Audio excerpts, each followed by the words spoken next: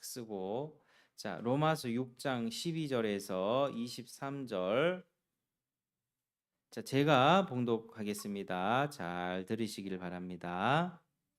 그러므로 너희는 죄가 너희 죽을 몸을 지배하지 못하게 하여 몸의 사욕에 순종하지 말고, 또한 너희 지체를 불의의 무기로 죄에게 내주지 말고, 오직 너희 자신을 죽은 자 가운데서 다시 살아난 자 같이 하나님께 드리며, 너희 지체를 의의 무기로 하나님께 드리라.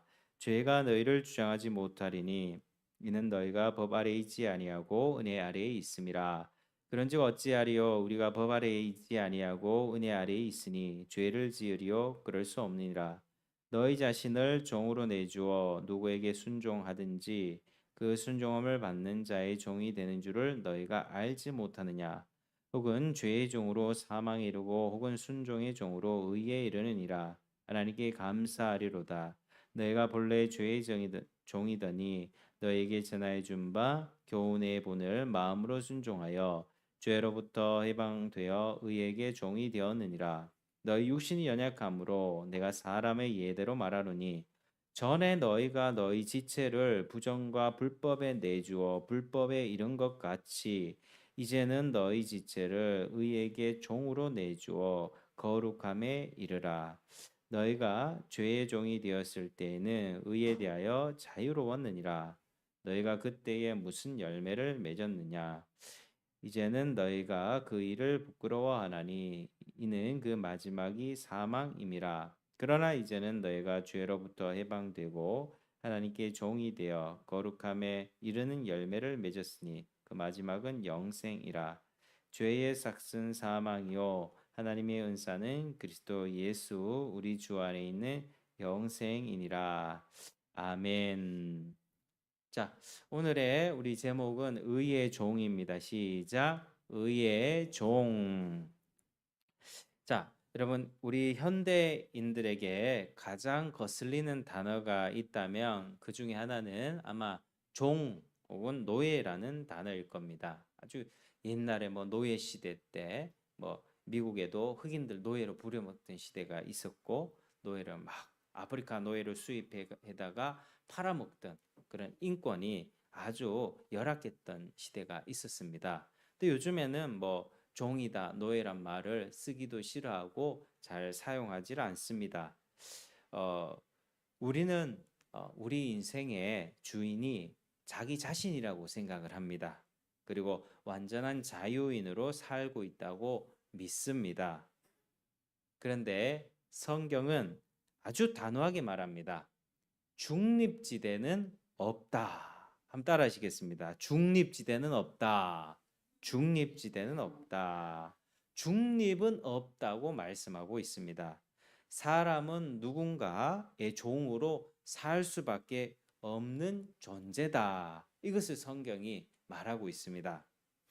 여러분, 이 사실을 알고 계셨습니까? 나는 완전한 자유인이라고 믿었는데 내가 원할 때 선택하고 행동하기 때문에 나는 자유롭게 산다고 믿었는데 사실 그게 아니었다는 것입니다. 자, 특별히 여러분 일상 가운데를 한번 돌아보시길 바랍니다. 자기 어떤 통제력의 한계를 넘어가는 경우를 생각해 보십시오. 요즘에 여러분 이 스마트폰에서 자유롭습니까? 이 스마트폰에서 나는 왜 자유롭지 못할까? 이 매여 있게 되죠. 이 스마트폰 때문에 전화가 오거나 문자가 오거나 핸드폰 동영상을 하나 보기 시작하면 자꾸 다른 걸 보게 되고 알고리즘이 나를 이끌어 갑니다. 또 우리가 자녀를 키우잖아요. 자녀를 양육하면서 좋은 말로 인내하고 온유하며 이렇게 훈계해야 되는데 왜 자꾸 짜증이 날까요? 왜 자꾸 짜증과 화가 나고 이 분노를 제어하지 못할까? 머리로는 알잖아요. 그렇게 하면 안 된다는 아는데 내 마음이 그게 안 되잖아요. 또 우리 술 담배를 하는 분들이 있습니다. 술 담배를 끊고 싶은데 왜 그게 그렇게 어려울까? 자꾸 그런 고민을 하게 되죠.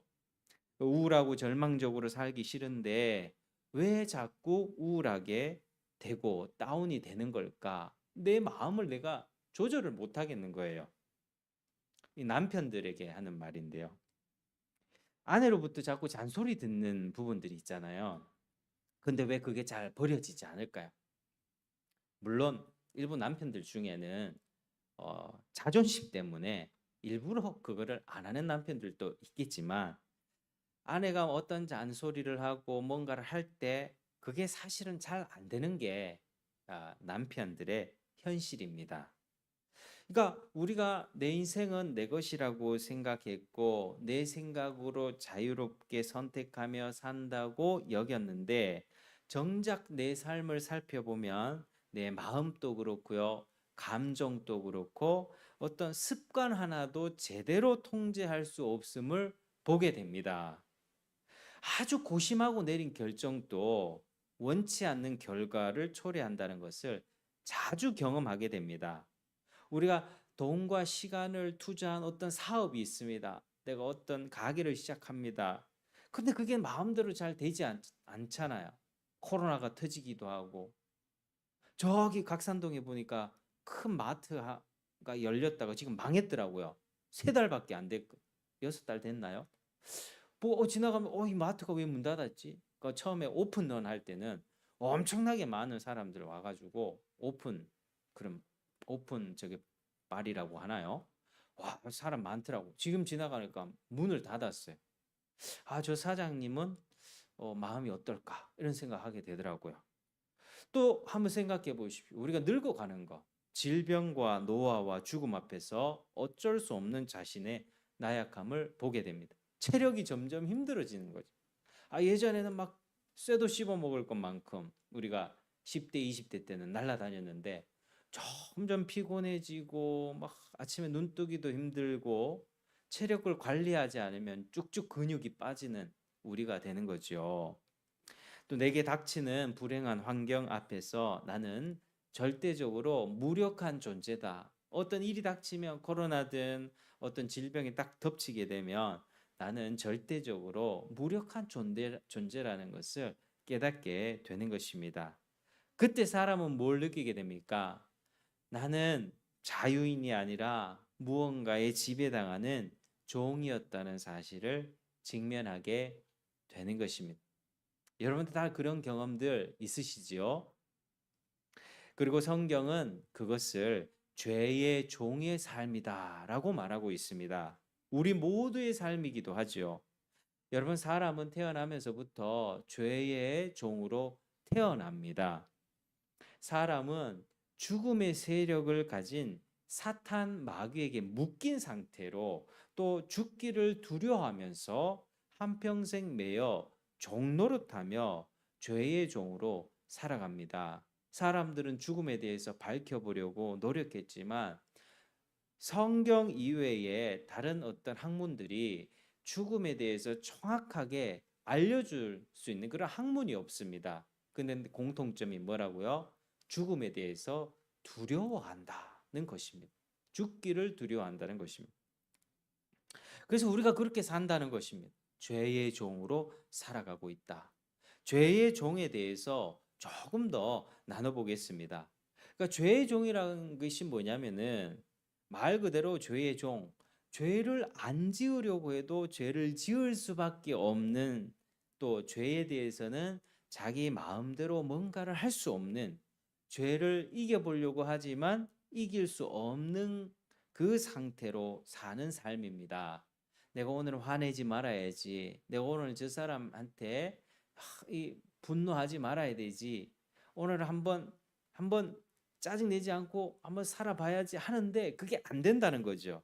죄의 종입니다. 에베소서 2장에서는 그런 상태를 아주 자세하게 묘사하고 있는데 자, 한번 따라 하시겠습니다.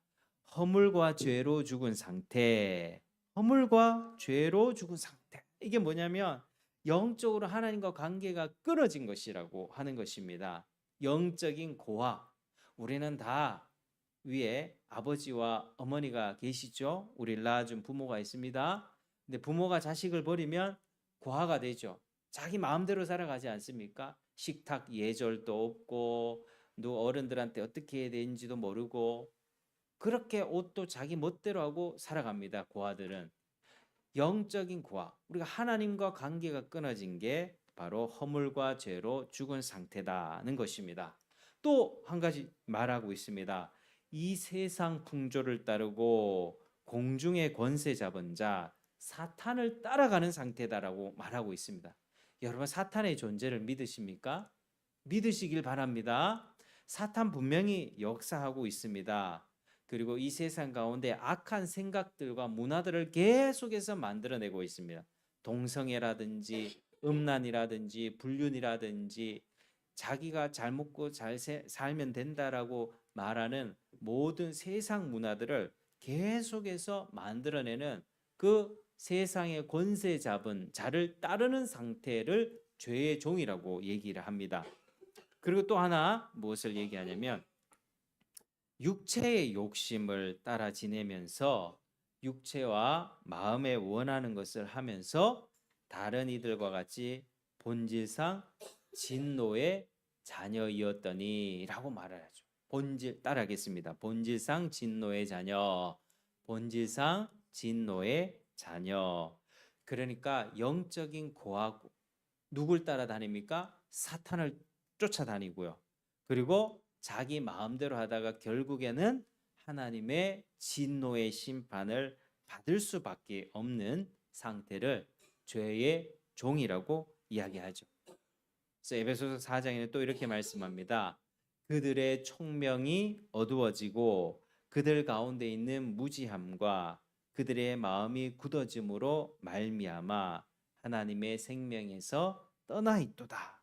그들이 감각 없는 자가 되어 자신을 방탕에 방임하여 모든 더러운 것을 욕심으로 행하되.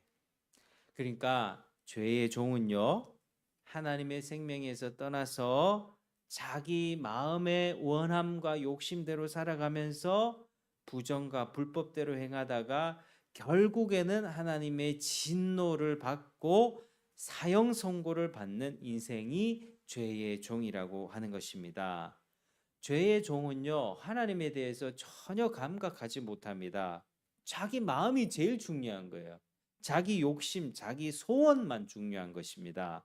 설교를 통해서 하나님의 뜻이 뭔지를 들었다고 해도 하나님의 뜻을 어떻게 여깁니까? 무거운 부담으로만 여깁니다.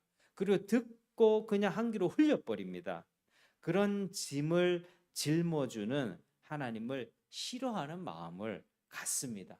하나님을 부담스럽게 여긴다고요. 하나님을 생각할 때 어떤 분으로 여기냐? 하나님은 왜 자꾸 내가 하고 싶은 거를 막는 분으로 내 자유를 제한하느냐라고 생각하게 된다는 거죠. 여러분 그러나 하나님은 선하신 분입니다. 사랑과 자비가 풍성하신 분입니다. 이렇게 좋은 날에 교회로 오는 것은 하나님이 강제적으로 하신 것입니까? 여러분 자발적으로 오신 것입니까? 자발적으로 선택한 것이죠. 자발적으로 하나님을 사랑하고 하나님의 뜻을 따라서 예배하기 위해서 모인 거지요. 그런데 하나님을 사랑하지 않는 사람들은 교회에서 이루어지는 이런 문화들, 주일날에 교회 와야 되고 예배해야 되고 내 수입의 10분의 1을 헌금으로 바쳐야 되고 뭐 이런 것들에 대해서 부담스럽게 생각하는, 그러니까 적당히 하는 거죠. 적당히 하면서 그냥 지옥 가기는 싫은데 이 정도 하면 되지 않을까. 하나님이 진짜 선하신 분이라는 것을 잘 모르고 하나님은 왠지 내 기쁨을 빼앗아가는, 나한테 자꾸 하지 마라 하는 잔소리하는 그런 분으로 여기게 된다는 것입니다. 죄의 종이 바로 그렇다고 하는 것입니다. 하나님을 선하신 분으로 보지를 못합니다. 여러분 혹시 여러분 마음은 어떻습니까?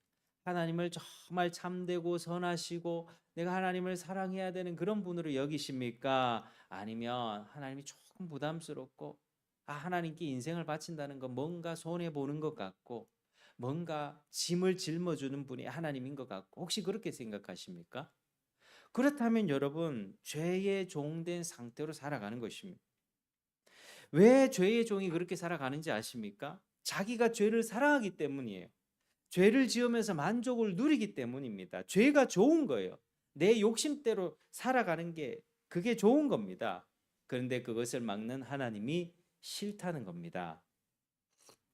그것은 죄의 종이고 하나님이 아닌 사탄을 주인으로 섬기는 삶입니다. 그러다가 결국엔 어떻게 됩니까? 사탄과 함께 멸망받게 되는 것이죠. 그게 죄의 종입니다. 그런데 여러분, 오늘 본문에서는 바울이 또 다른 종이 있다고 말합니다. 그것이 따라하시겠습니다. 의의 종, 하나님의 종, 하나님의 종입니다. 여러분, 즉 사람이 예수를 믿고 죄에서 벗어나 의롭다 하심을 받았으면 하나님의 종이 되는 것입니다. 의의 종이 되는 것입니다. 17절 18절 같이 한번 읽겠습니다. 17절 18절 시작. 하나님께 감사하리로다. 너희가 본래 죄의 종이더니 너희에게 전하여 준 바 교훈의 본을 마음으로 순종하여 죄로부터 해방되어 의에게 종이 되었느니라. 아멘. 자, 예수님을 믿잖아요. 사람이 예수님을 믿으면 죄와 사망과 사탄의 권세에서 자유를 얻습니다. 풀려나게 됩니다. 죄에서 해방하는 것이죠. 그런데 죄에서 해방한다면 바로 의에 종속되는 것입니다. 죄에서 해방됐다고 뭔가 나는 이제 나 홀로 자유인이야 이게 아니라 하나님께 속하게 되는 것입니다. 하나님의 종이 되는 것입니다. 지금 이제 6.25 기념일이 다가오고 있는데 여러분 우리나라가 1945년에 일본으로부터 해방이 되었죠. 그런데 해방된 즉시로 우리나라가 주권 국가가 됐습니까? 그렇지 않거든요. 45년에 해방된 이후로 우리가 48년에 대한민국이 세워지기 될 때까지 3년간 신탁 통치를 받았습니다.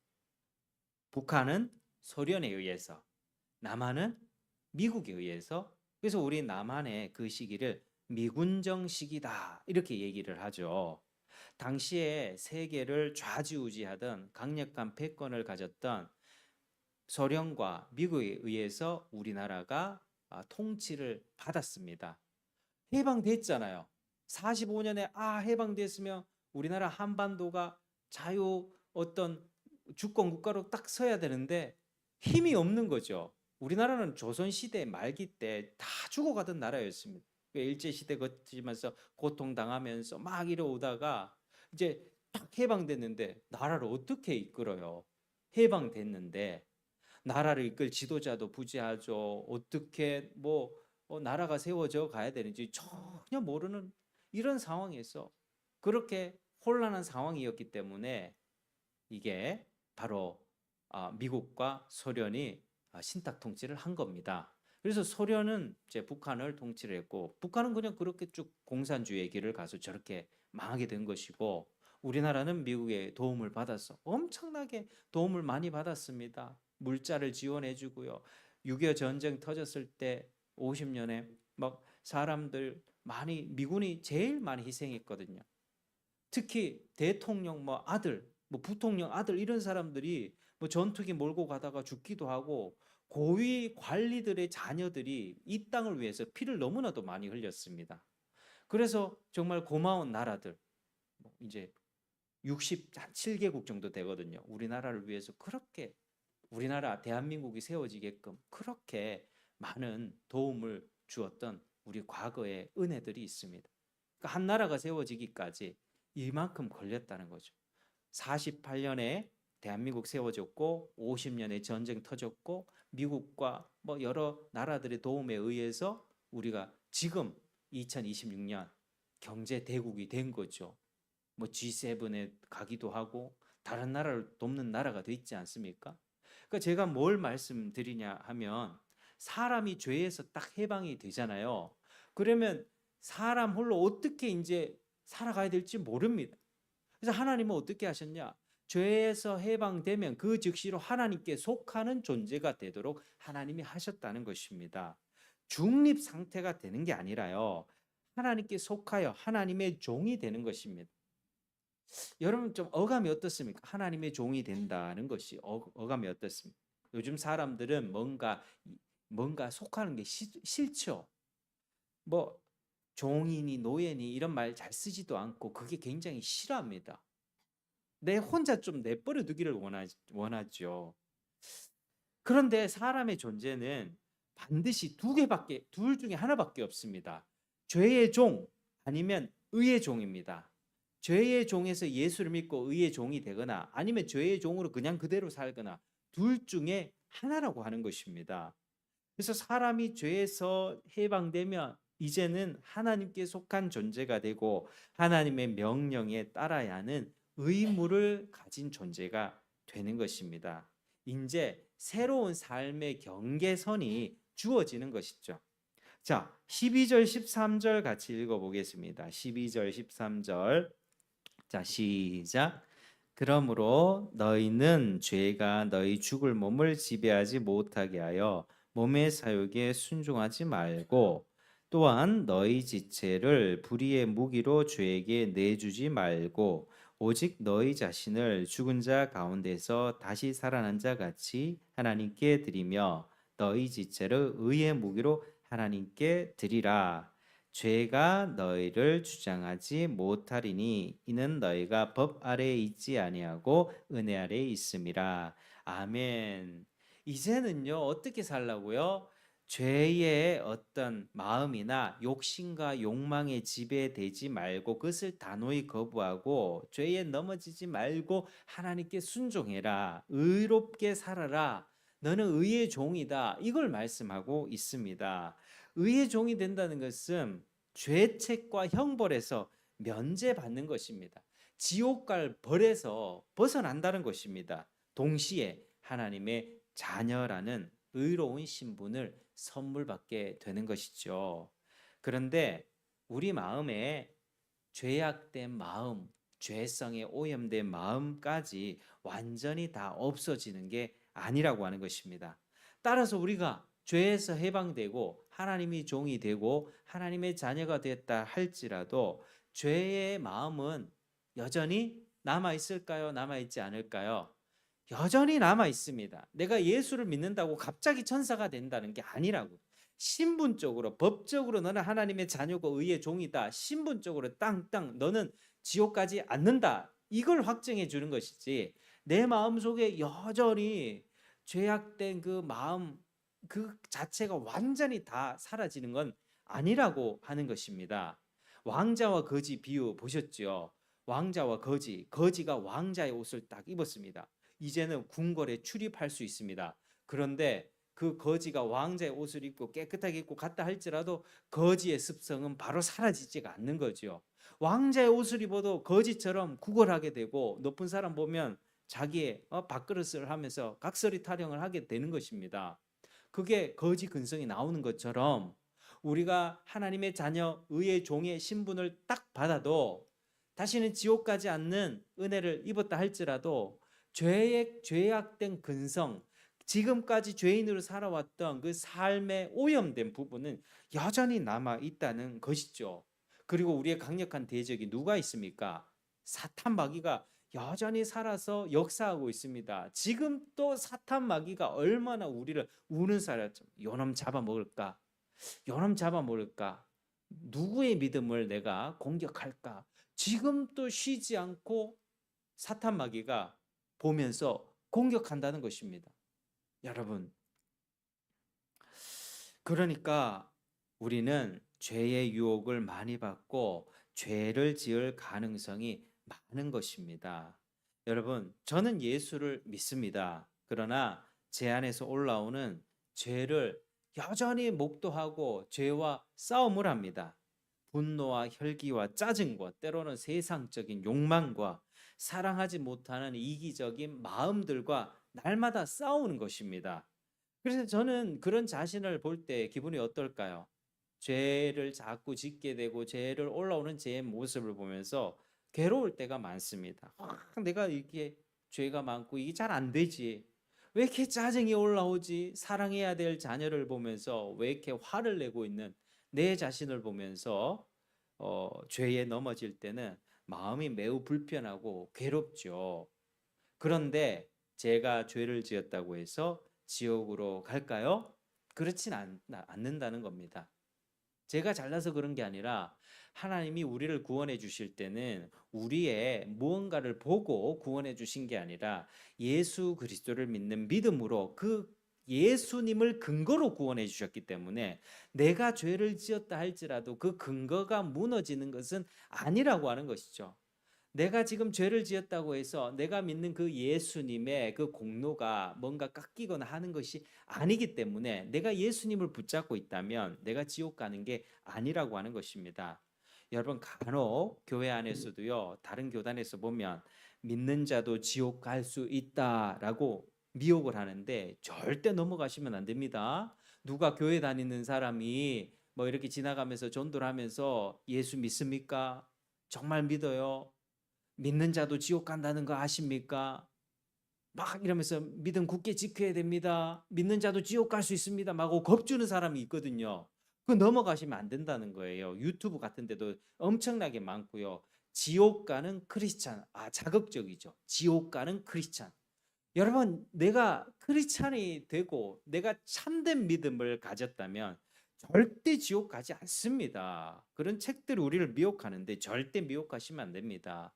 지옥 가는 크리스찬, 참된 신자는 그리스도께서 우리가 받을 모든 지옥 심판을 대신 받으셨기 때문에 지옥 갈래야 갈 수가 없습니다. 가고 싶어도 못 간다고요. 그게 우리가 받은 특권이요, 은혜입니다. 여러분, 우리의 근거는 예수 그리스도께 있습니다. 믿으시길 바랍니다.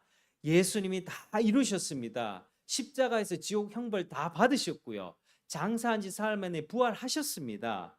그렇기 때문에 내가 좀 잘못했다고 버림받는 게 아니라고 하는 것이죠. 여러분, 믿는 자도 언제든 넘어질 수 있습니다. 저도 넘어지고요. 내일 또 넘어질 수 있고요. 다윗도 넘어졌고요. 아브라함도 넘어졌습니다.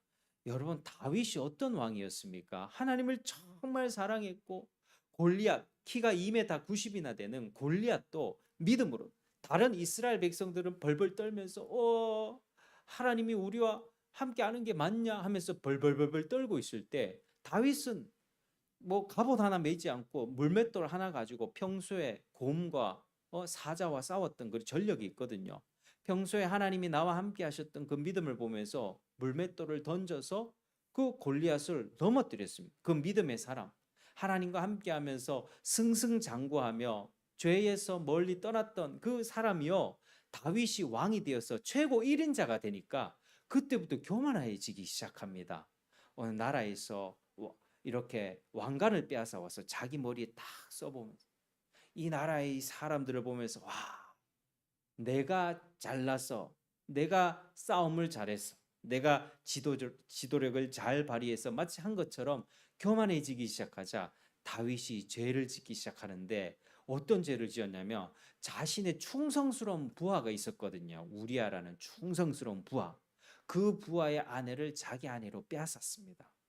그리고 그 사실이, 그 아내가 나중에는 아기를 갖게 되거든요. 임신을 하게 되거든요. 그거를 덮기 위해서 부하를 불러들입니다. 이리 와. 야, 우리야, 너 들어와 가지고 집에서 술 먹고 좀 쉬었다가 전쟁 나가. 근데 이 부하가 너무나도 충성된 거죠. 지금 전쟁 중에 있는데 제가 어떻게 제 아내와 하룻밤을 보내면서 집에서 쉬다가 가겠습니까? 저는 궁궐에서 자겠습니다. 집을 안 가는 거예요. 이거 덮지를 못하는 거예요. 자기가 지은 죄를 덮지를 못하니까 나중에는 이 군대에다 시키는 겁니다. 우리아를 최전방에 보내서 죽게 해라. 그래서 간음죄도 저지르고 살인죄도 저지른 게 다윗이었어요. 우리가 아는 다윗의 모습이 아니었죠. 저렇게 하나님을 잘 믿고 하나님을 사랑했던 그 다윗이 무너지는 것을 우리는 봤습니다. 아브라함도 마찬가지입니다. 하나님을 잘 믿는 사람들도요, 넘어집니다. 넘어집니다. 교만하면 넘어지는 거예요. 그러나 그들이 그랬다고 다 지옥 갔습니까? 아니요. 지옥 간 게 아니었습니다. 하나님 앞에 징계를 크게 받을 따름이었습니다. 징계를 받았죠. 그래서 그 인생 말년에 고생 많이 했습니다. 여러분, 죄를 지을 때 신자는 다시 하나님께 자백하며 용서를 구하며 도움을 구합니다.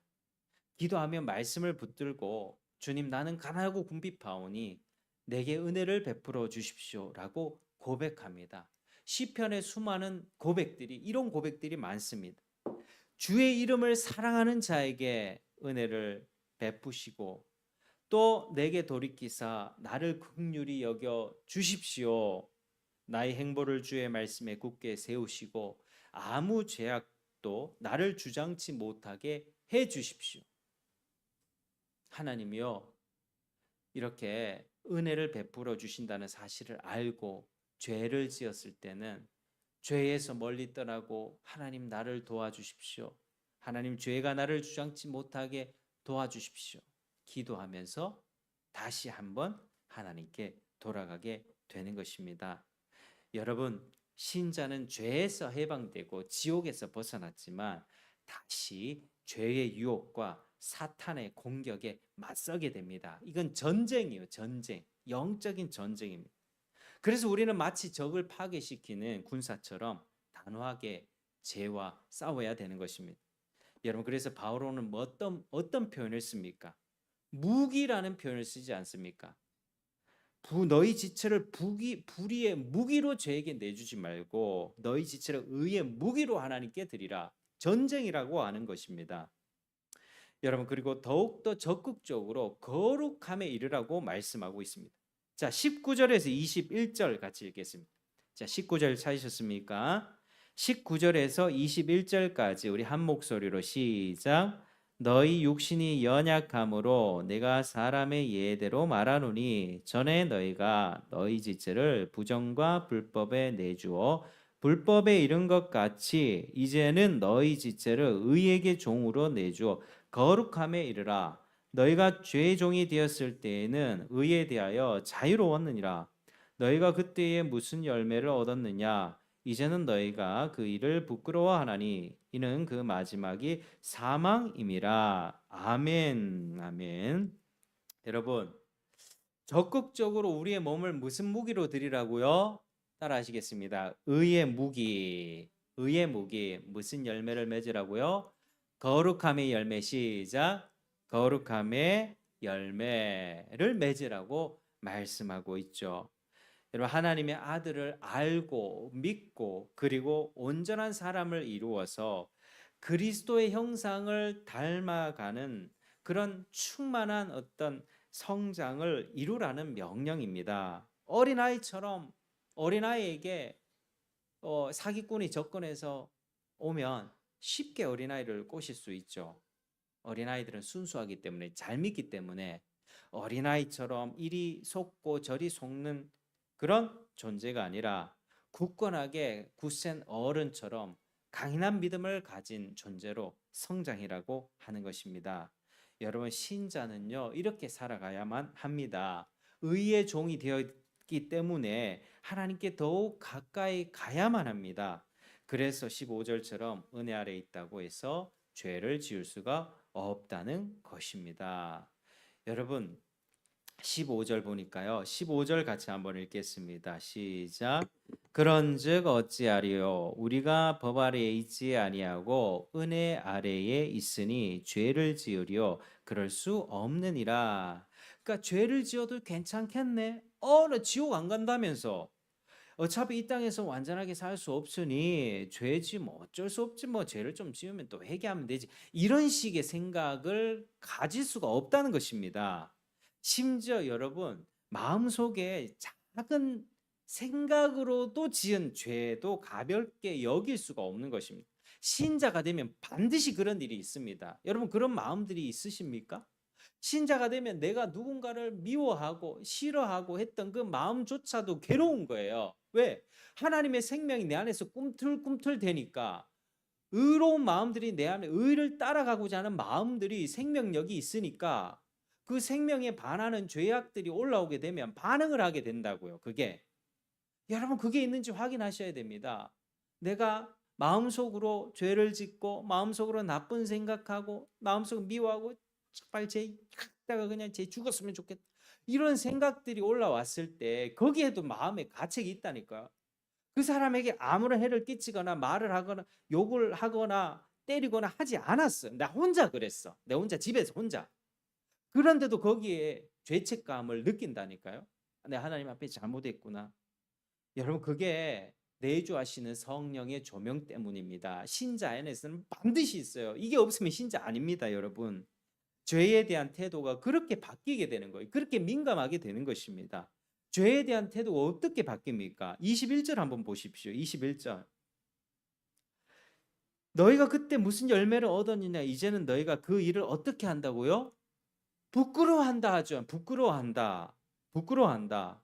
죄를 지었던 자기 과거에 대해서 부끄럽게 여기게 되는 것입니다. 여러분 가끔 뭐 조폭 두목이나 아니면은 방탕하게 살던 사람이 세상에서 꽤 잘 나가고 꽤 세상에서 화려하게 살았던 놀았던 소위 말하는 좀 놀았던 사람들이 예수님을 믿고 간증하는 그런 일들이 있는데요. 그런데 가끔 보면은 자기가 옛날에 막 인생을 막 살고 돈을 뭐 몇 억씩 벌고 어디 술집 가서 음탕하게 놀고 외국 가가지고 뭐 어떤 사업을 하면서 죄를 막 지었던 사람을 부리고 막 그런 이야기를 막 하잖아요. 그런 사람인데 지금은 이렇게 내가 예수를 믿고 변했습니다라는 걸 이야기하는 게 간증이거든요. 그런데 마치 자기 죄를 옛날에 지었던 그 경험을 영웅담처럼 자랑하는 경우가 있습니다. 와, 내가 옛날에 이런 사람이었는데 이러면서 막 재밌어하고 즐거워하면서 막 썰을 풀어놓는 거죠. 와, 그때 막 이랬다 하면서. 근데 이런 사람들이 자세히 보면요. 자기가 지은 죄가 얼마나 파괴적이며 거룩하신 하나님을 진노케 했던 심각한 문제였는지 깨닫지 못했다는 증거를 그렇게 말하고 있는 것입니다. 아직 은혜를 모르는 것입니다. 자기 죄를 자랑한다고요? 자기 옛날에 잘 놀고 잘 놀았던 거, 나 옛날에 좀 놀았는 이런 게 은혜를 모르는 사람의 특징입니다. 여러분 죄 용서받고 은혜 받았다면 하나님의 은혜의 위대함을 자랑해도 모자랄 판인데 죄를 지었던 자신의 과거의 대범함, 이렇게 죄를 지었다, 나 이렇게 했다 드러내는 것은 은혜를 핑계 삼아서 자기 영광을 구하는 교만에 가깝습니다. 결국에는 무슨 말 듣고 싶은 겁니까? 와, 당신 옛날에 진짜 잘 나갔던 사람이네요. 근데 지금은 더 멋진 사람이 됐네요. 라는 걸 자꾸 듣고 싶은 거 아니겠습니까? 그렇게 말하는 거. 하나님보다 그 사람에 대해서 더 집중되는 겁니다. 여러분, 하나님이 높아지셔야 돼요. 설교를 하든 뭘 간증을 하든 하나님이 높임 받고 내가 하나님 믿어야 되겠다. 내가 예수님 믿어야 되겠다. 내가 죄를 버려야 되겠다. 이 마음이 들어야 되지. 저 사람 보면서 와, 저 사람 진짜 위대. 저 사람 대단하네. 자꾸 사람이 높아진다면 그거는 방향이 잘못돼 가고 있는 거죠. 여러분, 정말로 의의 종이 된 사람들은 자기의 과거에 대해서 부끄럽게 생각합니다. 사도 바울이요, 옛날에 교회를 핍박하고 예수 믿는 사람들 다 감옥에 가두고 죽이려고 했다고요. 근데 이 사람이 예수를 믿고 나서 나중에 어떻게 고백하느냐? 나는 죄인 중에 괴수다. 나는 죄인 중에 괴수다. 나는 가장 못된 인간이다. 라고 자신을 고백하면서 통회하기까지 했습니다. 절대로 죄 지으면서 화려했던 과거를 자랑할 수가 없는 것이죠. 여러분, 이제 말씀을 맺겠습니다. 여러분, 사람은 하나님의 형상으로 지음 받았습니다. 그러하기 때문에 창조주를 알고 그분을 경배하려는 영적인 본능을 가지고 태어납니다. 따라서 누군가가 나는 신을 믿지 않아요. 나는 종교 필요 없습니다. 라는 사람이라 할지라도 그 사람의 내면에는 무언가를 절대적으로 의지하고 숭배하려는 예배자의 본능이 작동합니다. 여기서 우상 숭배가 시작되는 겁니다. 무언가 예배하고 무언가를 높이고 경배해야 되는데 돼지머리 잘라놓고 거기다 절하죠. 무당 불러놓고 굿하죠. 성황당에서 막 그렇게 하지 않습니까? 예배자의 본능이에요. 무언가를 예배하고 높이고 그걸 붙잡아야 되는데 모르니까 우상을 숭배하는 것입니다. 죄로 인해 타락한 인간은 하나님을 예배하는 대신에 다른 것들을 그 자리에 앉혀 놓습니다. 그게 돈이 될 수 있습니다. 명예가 될 수 있습니다. 과학 기술이 될 수 있습니다. 혹은 자기 자아 실현이 될 수 있습니다. 자기 인생의 꿈과 성공이 될 수 있습니다. 그걸 최종의 권위로 삼는다면 그것은 우상 숭배이며 죄의 종으로 사는 것입니다. 여러분, 사람은 절대로 중립적일 수가 없습니다. 기억하시길 바랍니다. 인생은 딱 두 부류라고요. 예수 믿고 하나님의 종이 되거나 아니면 그대로 죄의 종으로 쭉 살거나 두 부류밖에 없습니다. 기억하시길 바랍니다. 여러분은 지금 어느 쪽 부류의 삶을 살고 계십니까? 하나님의 종입니까? 죄의 종입니까? 여러분이 만일 이 세상을 능력으로 창조하신 선하신 하나님을 믿고 우리를 위해서 이 땅에 오신 예수를 믿고 사랑하며 자신의 죄 지은 과거가 부끄럽고 하나님의 말씀에 순종하기를 힘쓴다면 의의 종입니다. 확실합니다. 주께 더욱 감사하며 더 거룩한 삶을 살게 해달라고 주님께 자신을 의탁드리시길 바랍니다. 주님께 더욱 매여 있으시길 축복합니다. 요한복음 15장 5절은 포도나무와 가지의 비유인데 이렇게 말씀합니다. 나는 포도나무여 너희는 가지. 저가 내 안에 내가 저 안에 있으면 사람이 열매를 많이 맺나니 나를 떠나서는 너희가 아무것도 할 수 없습니다. 여러분, 주님을 떠나서는 아무것도 할 수 없습니다. 주님의 종으로서 더욱더 주님의 종이 되시기를 축복합니다. 그때 거룩함의 열매를 맺고 영생을 얻게 될 것입니다. 그러나 여러분들 중에 혹시 어떤 분들은 아직 하나님을 알지 못한 채 여전히 내 생각이 더 중요하고 내 계획이 더 중요하고 나의 꿈과 내 돈과 내 물질과 내 자존심, 내 욕심이 더 중요하다. 나름의 내 방식이 더 중요하다 생각하면서 하나님이 아닌 다른 것들을 더 높은 권위를 두고 있다면 그게 아무리 세상에서 봤을 때 선한 가치라 할지라도 나는 이 세상을 누비며 봉사하는 사람이 될 거야. 가난한 사람을 구제하며 살아가는 선량한 시민이 될 거야. 라고 하는 좋은 가치라고 할지라도 그게 하나님보다 더 높이 있다면 죄의 종으로 사는 것입니다. 사망으로 치닫는 인생이라고 하는 것이죠. 그럼 죄의 종이라고 해서 사람 때리고 죽이고 사기치고 이것만 죄가 아닙니다. 나를 더 사랑하는 게 죄예요. 여러분 누누이 말씀드렸지만 사람에게는 중립지대가 없습니다. 하나님 믿지 않는다면 예수를 모른다면 그 사람은 죄의 종이고 사탄의 종입니다. 결국에는 율법 아래 정죄받고 죽을 수밖에 없는 비참한 인생이라는 것입니다. 여러분 혹시 그런 상태 가운데 있다면 하나님께 돌아오시기를 축복합니다. 예수 그리스도를 믿고 의지하고 주님께 붙어있는 여러분 되시길 바랍니다. 그래서 저와 여러분 모두가 예수를 믿고 사망의 길이 아니라 생명의 길로 가고 생명을 얻고 더 풍성한 생명 누리며 이제 얼굴에 웃음꽃이 피고 기쁨과 감사로 주님을 섬기며 주님을 기쁘시게 해드리는 저와 여러분 되시기를 바랍니다. 로마서 6장 13절 읽고 마치겠습니다. 6장 23절 시작. 죄의 삭은 사망이요 하나님의 은사는 그리스도 예수 우리 주 안에 있는 영생이니라. 아멘. 기도하겠습니다. 하나님 감사합니다. 오늘 이 말씀 기억하면서 우리가 어느 쪽에 있습니까? 죄의 종입니까? 의의 종으로 옮겨왔습니까? 우리 모두가 의의 종이 되기를 원합니다. 예수를 믿고 죄에서 해방되어 하나님께 속하여 하나님께 충성하며 살아갈 수 있도록 도와주시옵소서. 주님께 붙어 있어서 거룩한 열매를 맺고 영생을 누리며 살아갈 수 있도록 복을 내려 주시옵소서. 하나님 아버지 우리 가운데 정말 이런 은혜 베풀어 주시고 생명길로 가며 생명 누리며 주님과 함께 기쁨으로 동행하며 살게 하여 주옵소서. 예수님 이름으로 기도합니다. 아멘.